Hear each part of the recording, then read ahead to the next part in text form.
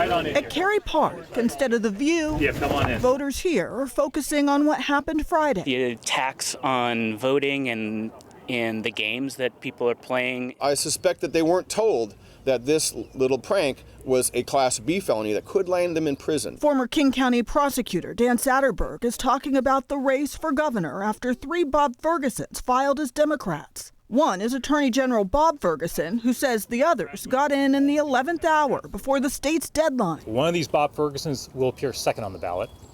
The other will appear third on the ballot. And I appear number 13 on the ballot. One Ferguson who filed is from Yakima, the other from Graham. They both had the same UPS office in Olympia in which they filed. And they both had the same campaign manager.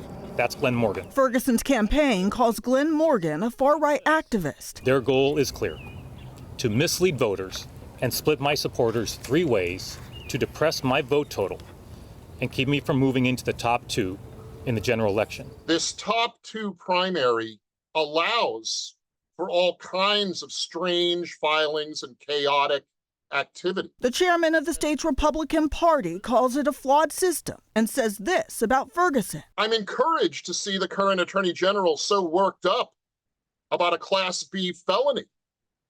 For 10 years, he's been ignoring Class B felonies in the state of Washington. The attorney general does call it an illegal scheme. But I want to be very clear. This is not an attack on me. It's an attack on our election system. It's an attack on our democracy. Now, I did reach out to Glenn Morgan and the 2 other Bob Fergusons today for comment. I did not immediately hear back. Joyce? What has the Secretary of State had to say about this entire situation, Natalie? I did reach out to that office to find out what the plan would be if there were multiple names, duplicate names on the ballot.